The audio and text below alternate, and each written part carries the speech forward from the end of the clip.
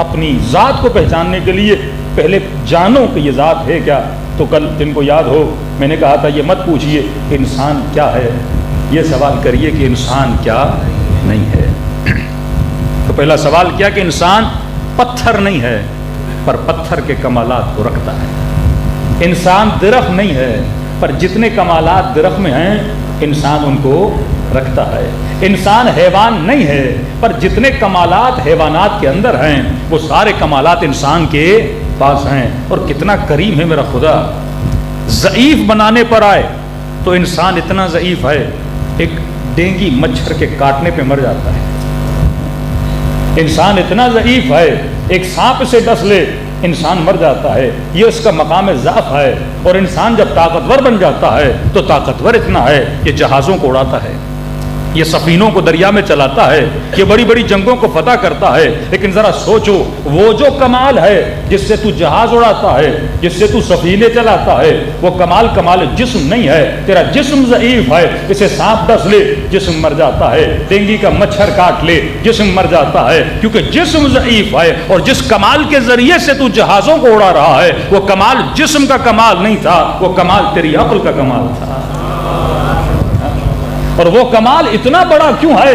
کیونکہ عقل مخلوق دنیا نہیں ہے، وہ جہاں سے آئی ہے وہ بھی با کمال تھا، لہذا اس کا اثر بھی با کمال ہے. لیکن جسم جہاں سے بنا ہے یہ دنیا مقام ضعف ہے. لہذا خدا کبھی کبھی تجھے تیری کمزوریاں بتا دیتا ہے کہ تو مچھر کا مقابلہ نہیں کر سکتا، تو کورونا کا مقابلہ نہیں کر سکتا، تو سانپ و بچھو کا مقابلہ نہیں کر سکتا. اور جب کربلا کے میدان میں آتے ہو، جب مقابلہ کرنے پر آتا ہے انسان تو بڑے سے بڑے ظالم کا مقابلہ بھی کر لیتا ہے. تو شاید کوئی کہے کہ کربلا میں امام حسین علیاذ باللہ جنگ کو ہار گئے تھے کیونکہ وہ ظاہری طور پر جسم کو وہاں پہ دیکھ رہا ہے کہ کٹ رہا ہے، لیکن حسین روح کی بلندیوں کو دکھا رہے ہیں کہ جسم آیا ہی فنا ہونے کے لیے تھا، روح آئی بقا کے لیے تھی. تو اگر تو کمالات روحانی کو حاصل کرے گا خدا تجھے بقا عطا کرے گا. اور کمالات جسم کے پیچھے جائے گا تو جسم ہو بنا ہی فنا کے لیے تھا، اور اگر ان کمالات کے پیچھے جائے گا تو تو بھی فنا میں مل جائے گا. صلوات پڑھے محمد و آل محمد.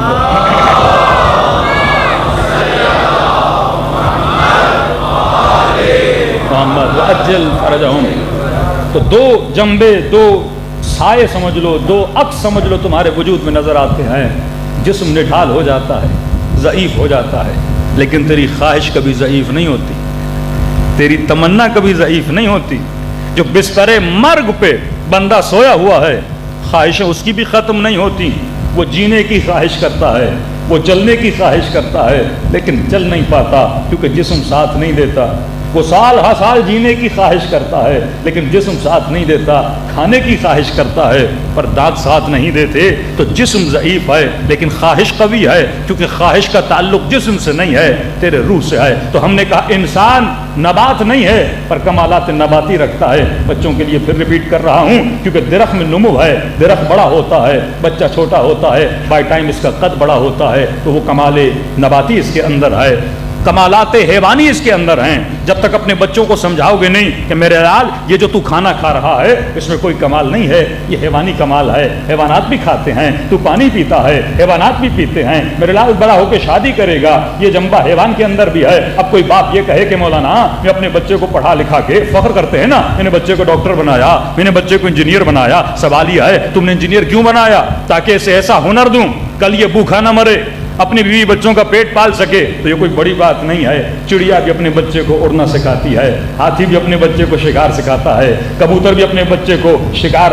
کرنا سکھاتا ہے تاکہ وہ زندہ رہ سکے. وہ اسے ہنر سکھاتا ہے تاکہ یہ کبھی بھوک سے نہ مرے. ہر حیوان مرنے سے پہلے اپنی اولادوں کو ہنر سکھا کے جاتے ہیں تاکہ یہ سروائیو کر سکے اس دنیا میں. اگر تم نے بچے کو ڈاکٹر بنایا یہ کمال نہیں ہے، اگر تم نے بچے کو انجینئر بنایا یہ کمال نہیں ہے. کمال بشر کیا ہے؟ کمال بشر اثر یہ ہے کہ وہ کمال جو حیوان کے اندر نہیں ہے پر وہ کمال انسان کے اندر ہے. وہ کمال یہ ہے کہ حیوان تربیت پانے کی صلاحیت نہیں رکھتا, انسان تربیت پانے کی صلاحیت رکھتا ہے. دنیا میں کسی شیر کو تم ڈرائیونگ کرنا نہیں سکھا سکتے, تم اسے انجینئر نہیں بنا سکتے, تم اسے ڈاکٹر نہیں بنا سکتے, کیونکہ وہ محدود تربیت پانے کی صلاحیت رکھتا ہے. یہ واحد وجود انسان ہے جو لامحدود تربیت پانے کی صلاحیت رکھتا ہے. اب کمال یہ نہیں کہ تم نے بیٹے کو انجینئر یا ڈاکٹر بنایا, کمال یہ ہے اسے ڈاکٹر بناؤ, انجینئر بناؤ, S P D S P بناؤ, لیکن ایسا ایس پی بناؤ جو کبھی رشوت نہ لے, ایسا ڈاکٹر بناؤ جو کبھی غریبوں کا حق نہ مارے. اگر تو اسے عادل ڈاکٹر بنا رہا ہے تو گویا تم نے اسے ہنر بھی دیا, ہنر کے ساتھ علی کی تربیت بھی عطا کی.